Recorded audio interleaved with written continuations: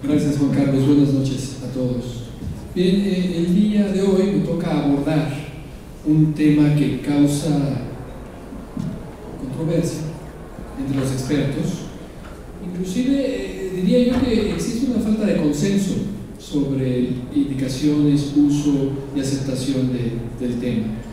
La evidencia que presentaré el día de hoy, desde luego,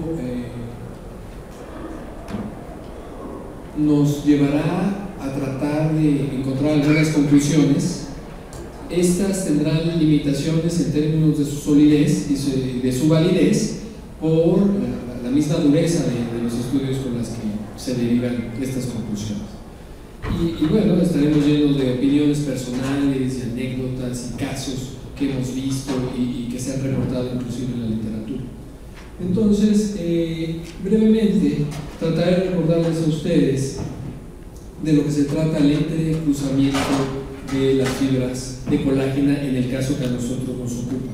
Finalmente, lo que estamos haciendo es tratar de crear un aumento de las uniones, en este caso, que son uniones covalentes, a través de las láminas de colágena, a través de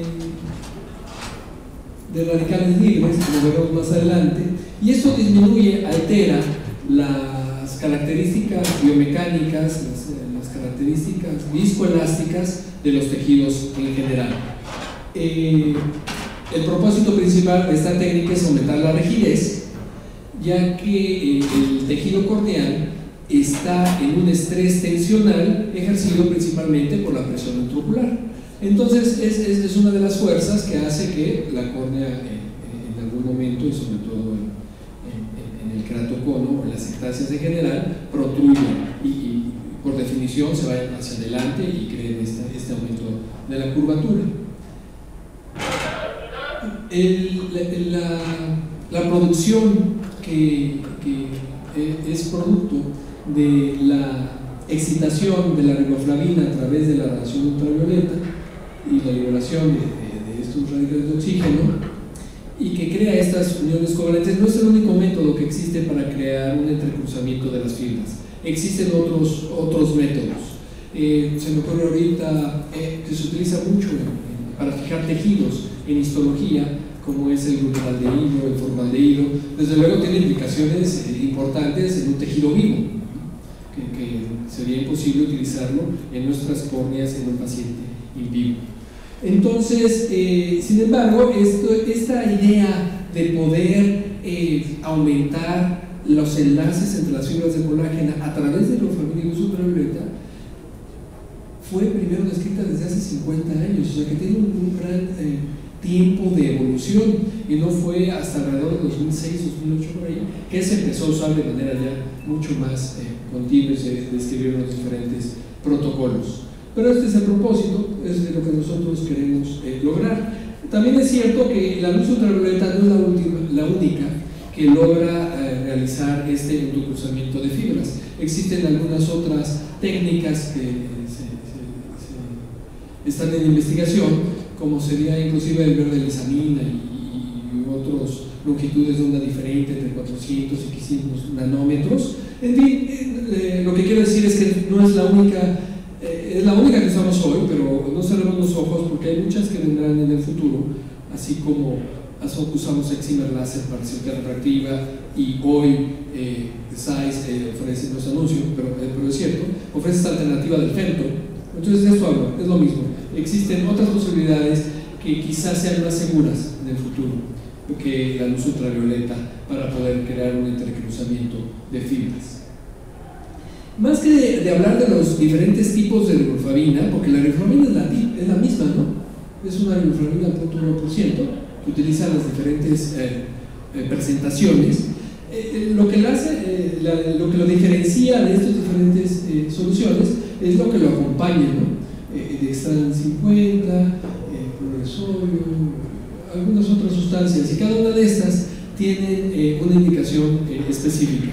Entonces, bueno, tenemos cuando nosotros retiramos el epitelio, lo que se le llama EPIOF, es fácil de recordar, que es como empezó, primeramente en el protocolo de Dresden, primeramente descrito. Después viene el transepitelial, que tiene sus detalles en términos de efectividad. Se ha demostrado que es menos efectiva que un EPI-OFF, ha demostrado que existe mucho, prácticamente existe activación de keratocitos, como si existe el EPI-OFF, y no existe mucho menos una desaparición de ellos, como se ha descrito histológicamente. Y desde luego la última, la más contemporánea, es el uso de iontoforesis, ya que la riboflavina naturalmente es una molécula de carga negativa.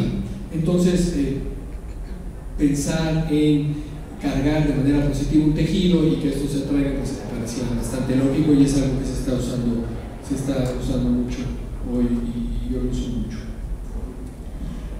En la técnica, en el proceso, y los diferentes protocolos tienen diferentes tiempos y estrategias, y quiero mencionar en este momento que tampoco existe un consenso en este sentido, ni existen evidencias de cuál es el tiempo óptimo ni ideal, tanto de impregnación, ¿sí?, y de tratamiento. Todavía el tratamiento está, por el total de energía, está mucho más consensado, pero el tiempo de impregnación varía mucho y dependerá sobre todo del tipo de riboflavina que nosotros utilicemos. En un EPI-OFF, la riboflavina originalmente descrita, puede ser hasta de 15 minutos, en un transepitelial puede ser de 30 minutos, y en un proceso de iontoforesis es de 5 minutos. La porción que también ha variado de manera importante por la cantidad de energía entregada con diferentes instrumentos, que originalmente eran de 3 joules por centímetro cuadrado, 3 milijoules por centímetro cuadrado, llegando hasta 30, ¿no?, miliwatts. 3 miliwatts, sí, la energía total es en joules. Ok, entonces va de 3 hasta 30. Existen estudios que han estudiado el efecto de 50 miliwatts por centímetro cuadrado, y no había mucha diferencia entre los de 30, entonces parece que 30 es el límite y que no provee mayor beneficio si lo aumentamos a más de 30. Entonces esto varía desde 3 minutos hasta 30 minutos de exposición. Entonces esto crea todavía mayor controversia, porque entonces ya no hay una técnica homogenizada entre todos, que todos podamos utilizar, sino que todo el mundo tiene variaciones, y eso hace más difícil su indicación. Las indicaciones por el tipo de riboflavina pueden estar indicadas también por el grosor. Nosotros utilizaremos una riboflavina isotónica estándar en una paquimetría con epitelio de 400 micras, y se propone que podemos utilizar una riboflavina transepitelial o con iontoforesis en córneas todas más delgadas. Y esto es porque sabemos que el epitelio, por estar ahí, va a limitar el efecto, la profundidad del efecto de la riboflavina. Entonces parece ser más segura en ese sentido. También existe la hipótesis de que es más segura porque tiene menos efecto y es menos efectiva. Entonces, así está demostrado, se ha demostrado que la EPI-OFF tiene únicamente de 1/3 del efecto que tiene un EPI-OFF. Y nosotros lo vemos clínicamente, ¿no? Cuando lo vemos en una emprendedura, la EPI-OFF tiene un edema durante todo el mes. El EPI-OFF le dura 5 días, una semana máximo. Y así lo ha descrito también, bueno, es un estudio que está realizando el doctor Ramírez, que también ha encontrado pocos hallazgos, o casi nulos hallazgos en EPI-OFF y de ionto. Igual. Bueno, conocemos bien que parte de la fisiopatogenia en las ectasias es disminución en la resistencia biomecánica de la córnea, y por lo menos desde el punto de vista teórico por eso se produce. ¿Cuándo voy a indicar yo un crosslinking en un paciente? Voy a repasar brevemente las indicaciones. Prácticamente cuando el paciente progrese. Esa es la indicación formal. Quizás si yo tuviera un paciente adolescente muy asimétrico, sin yo tener documentada la progresión, pero él retrospectivamente dice, no, yo hace 6 meses no tenía esta graduación y me sigue aumentando, probablemente sea una indicación relativa, ¿no? Poco fundamentada, pero relativa. Y yo sí tengo casos pediátricos que vamos a revisar un poquito más adelante, como lo planteaba. Y bueno, lo que nosotros estamos observando aquí son las definiciones de progresión en estudios de investigación, que es distinto transportarlos al consultorio, ¿no? Tendrían este tipo de parámetros, como un aumento en la keratometría máxima arriba de una dioptría. ¿Okay? Esto es principalmente para ser muy estricto en lo que yo estoy estudiando. En consultorio, realmente voy a decir que podemos ser más flexibles en ese sentido. Y bueno, aquí vienen una vez más las indicaciones de las riboflavinas. Realmente no existe metaanálisis sobre el tema y la efectividad y seguridad del uso de crosslinking en pacientes con keratocono o ectasias. A lo más que llegamos es a una revisión sistemática, que es la que nosotros presento en este cuadro. Y aquí vemos todos los estudios que se han realizado. La implicación de que no haya un metaanálisis quiere decir que no existe un ensayo clínico controlado aleatorizado con un buen número en el cálculo de tamaño de la muestra, etcétera, que cumple estos requisitos. Entonces realmente son estas pequeñas series de casos, algunos ensayos clínicos pequeños, no aleatorizados, etcétera, que es lo que se presenta aquí. Y bueno, existen varios reportes en los que describen una mejoría en la keratometría, en la mejor agudeza visual corregida y no corregida, mejoría en el astigmatismo, en el incremento esférico y en algunos otros parámetros biomecánicos. Pero también existe una gran cantidad, y aquí están señalados en rojo, que no existió cambio. Finalmente, nosotros, el objetivo principal del crosslinking es no causar cambio. Entonces, bueno, esto está apoyado por esta serie de casos que están reportados. Y es muy curioso, ¿no? Porque llega el paciente y pregunta, doctor, ¿cómo voy? Y uno feliz, va igual, ¿no? Entonces, es algo que es el objetivo que nosotros buscamos en los pacientes. Yo no he encontrado mejoría en mis pacientes hasta que empecé a hacer iotoforesis. Y realmente sí hay mejoría. Eso no digo de manera anecdótica, los casos que tengo de ioto, sí mejoran.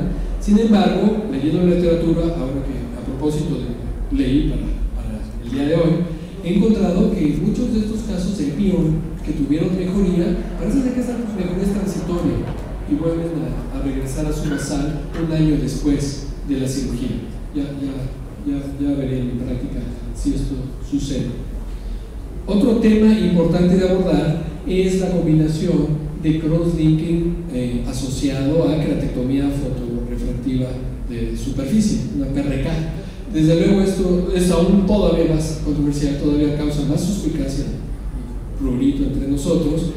Yo tengo dos casos bien documentados que tienen 2 años de seguimiento unilaterales, no operan los dos ojos, y que van bastante bien. Uno es una metástasis secundaria y uno es un keratocono primario. Y van bastante bien. Bueno, los autores en este caso en particular se preguntaron qué era más efectivo, si hacer un crosslinking con PRK o hacer un crosslinking y después, 6 meses después, la PRK. Y tengo un seguimiento de 36 meses. Y bueno, ellos concluyen que existen mejores resultados en la agudeza visual hacerlo al mismo tiempo. Recientemente en la Asociación Oriental de Ceguera en México hicimos un caso de este tipo y pues no, realmente sí fue difícil porque el periodo de utilización fue muy largo, hubo un edema muy prolongado.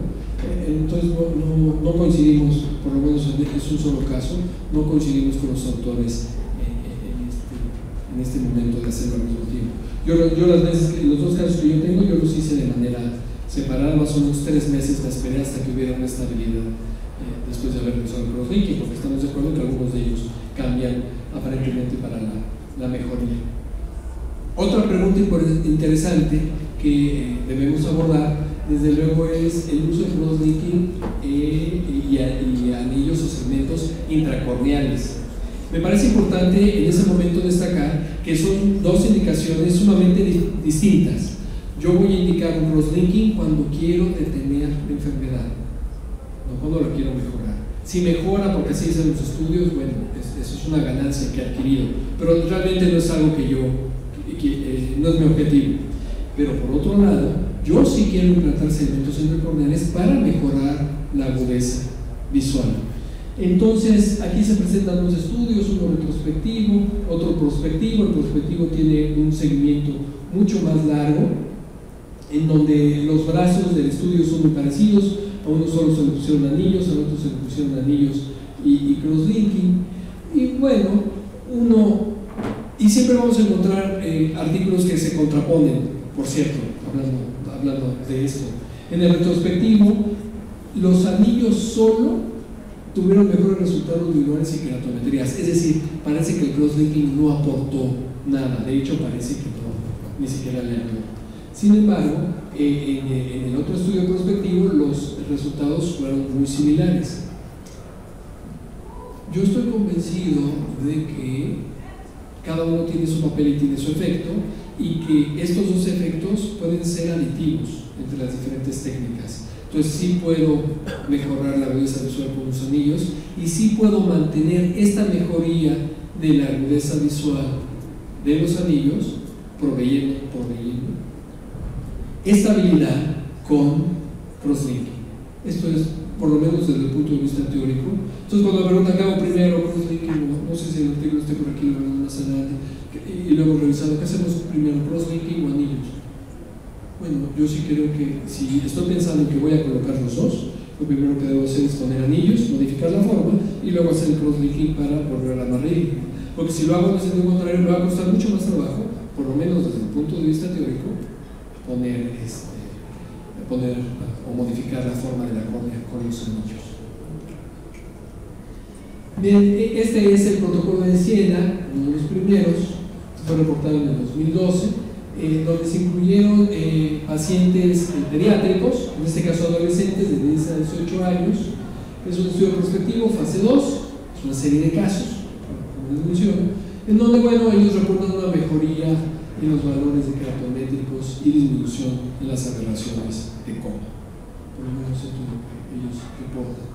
Otros usos del crosslinking ha sido el de la keratotetía abulosa, y la forma o el mecanismo de acción por la cual el crosslinking podría funcionar en la keratotetía abulosa es porque este anticruzamiento disminuye la capacidad de absorber agua y que se expanda y que produzca este edema a nivel del estroma, principalmente, porque estamos de acuerdo que en el epitelio no va a haber ningún efecto, no debería haber ningún efecto.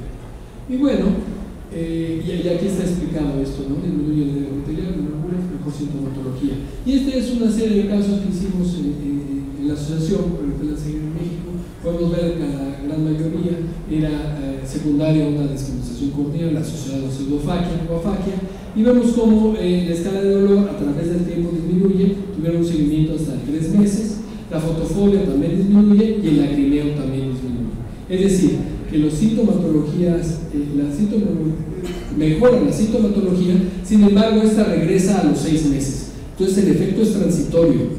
Entonces no parece ser, por lo menos en nuestras manos, una técnica efectiva para el control de la keratopatía bulosa. Y así hay otra serie de estudios que se han reportado en la literatura, donde mejora la sintomatología, no cambia la paquimetría. Ellos han tenido un seguimiento más largo y han tenido mejores resultados que nosotros. Y este es otro en donde concluyen prácticamente lo mismo, también mejora la sintomatología. Sin embargo, no creo que hay técnicas mucho más efectivas para el manejo de la keratopatía bulosa, como sería una micropunción corneal, que a nosotros ponemos para el control del dolor, no se vuelve la córnea transparente, pero funciona bastante bien.